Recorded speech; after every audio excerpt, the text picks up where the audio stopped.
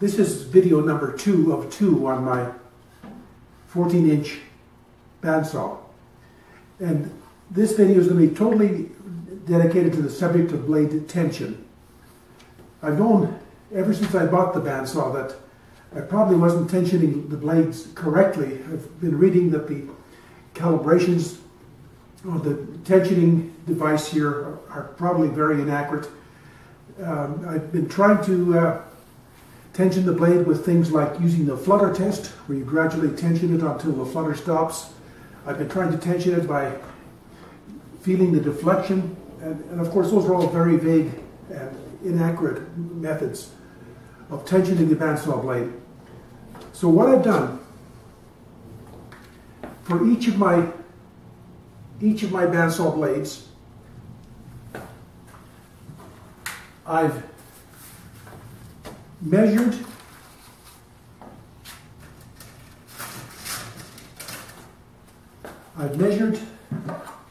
the thickness of the blades, and I've measured the width of the blade from the bottom of the tooth gullet to the back of the blade, several places, and satisfied that I got an average reading. Multiply the thickness by the width of the blade, and got a cross-section area of each blade in square inches. I multiplied the cross-section area by 12,000 pounds per square inch, which I believe is a pretty conservative bandsaw blade tension. Sounds like a big number, but really it isn't. 12,000 psi is sort of a minimum tension. Many manufacturers recommend about 14,000, 15,000 psi. And then there's some manufacturers that recommend running the blade under low tension and using the flutter test to set the tension. Anyway, I think the 12,000 is a pretty good number to shoot for. If I'm doing some especially thick resawing, I might go a little bit above that. But anyway, using that arithmetic, the cross-section of each blade, times 2, because you have to tension both the front and the back blade, times 2, times 12,000. For a 1/8 inch blade,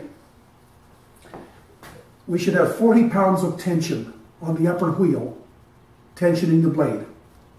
For a 1/4 inch blade, 95 pounds of tension, pounds force tension. 5/8 blade, the largest one I have, should be tensioned to 300 pounds.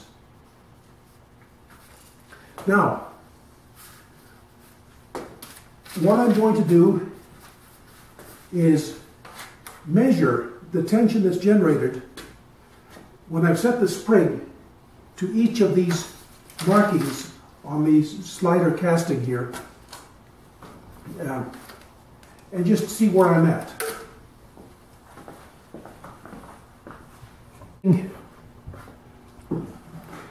The tensioning casting has raised numerals for 1/8, 1/4, 3/8, half, and 3/4 spring tension settings. I found a scale which I'm going to try to mount between the upper and lower wheels and actually measure the tension that I've generated when I tensioned the spring to each of the markings on the slider casting. So I'm going to strip down my bandsaw and install this scale. I've stripped off the back panel for the upper wheel housing and both wheels. I've got this scale mounted between the axles for the upper and lower wheels. And what I'm going to do is add tension till I'm at the mark for the 1/8 inch blade on this cast aluminum slider. It's about 15 pounds force.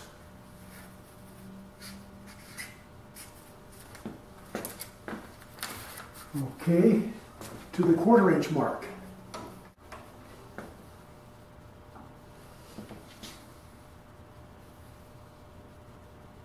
$35. pounds force.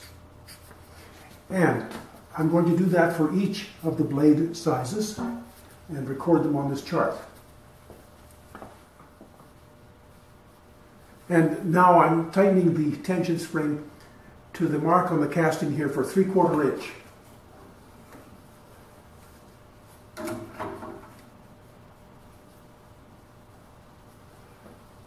And we've got a scale reading of 155.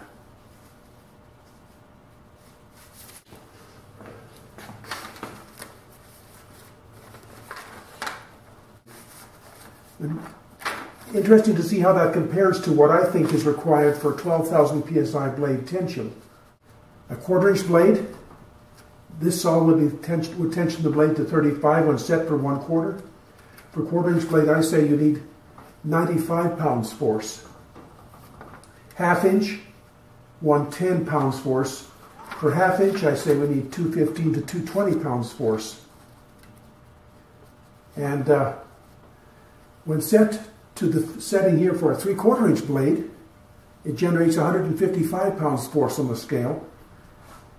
I say for a 5/8 blade, for my 5/8 blade, I want 300 pounds of force.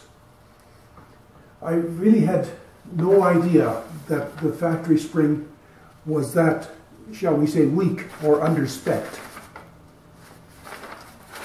What I did is went and bought a high-tension spring made out of square cross-section wire. What I'm going to do is install this new spring and take another set of readings at the factory settings and see if it's any better.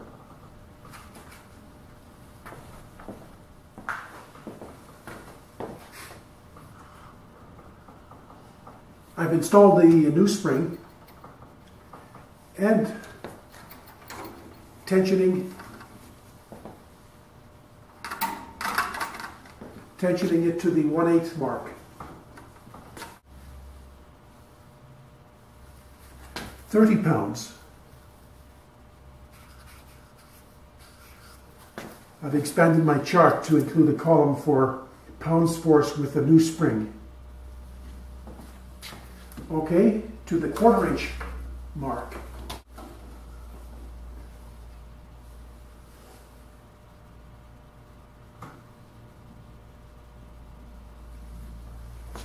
£65.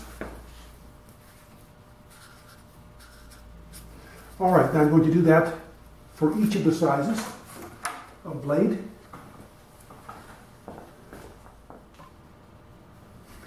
Okay, I'm just tensioning it now to the 3/4 inch blade mark on the slider.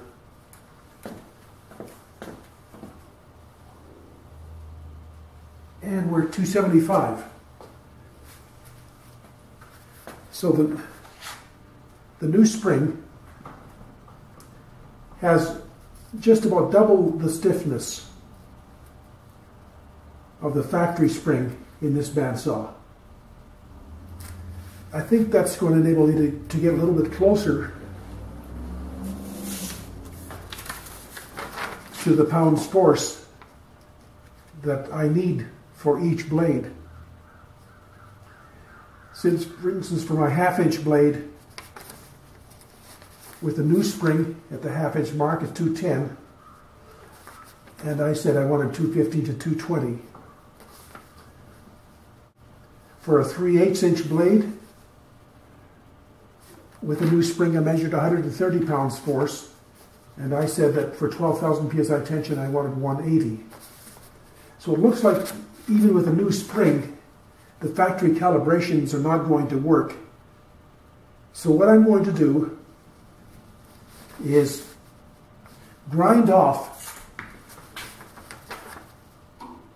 the factory calibrations on this aluminum slider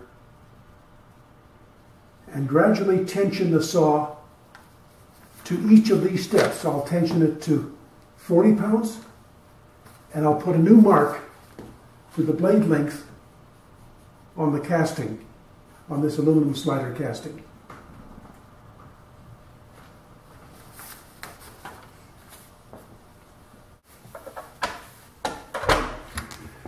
I'm just using a Dremel type tool to grind off the markings.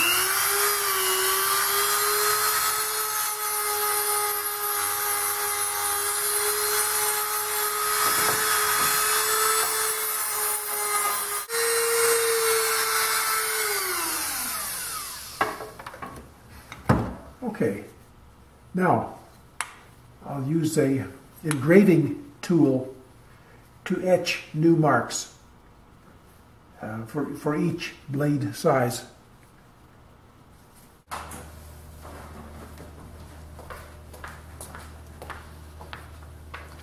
I finished tensioning the spring to each of the different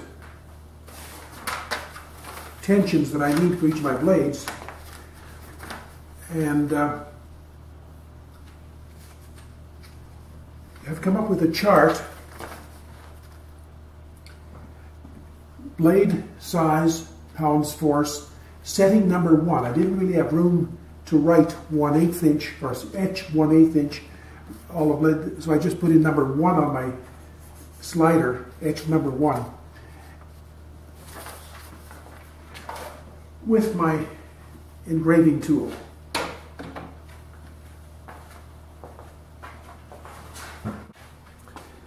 So I've used my engraving tool to engrave the numbers 1 to 6 with a scribe mark for the 6 different spring settings.